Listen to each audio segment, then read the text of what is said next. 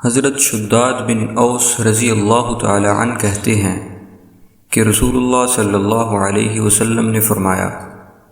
مغفرت مانگنے کے سب کلمات کا سردار یہ ہے: اللہم انت ربی لا الہ الا انت خلقتنی وانا عبدک وانا علی عہدک ووعدک ما استطعت اعوذ بک من شر ما صنعت ابوء لک بنعمتک علی وابوء بذنبی فاغفر لی فإنہ لا یغفر الذنوب الا انت۔ جس نے اس دعا کے الفاظ پر یقین رکھتے ہوئے دل سے ان کو کہہ لیا اور اسی دن اس کا انتقال ہو گیا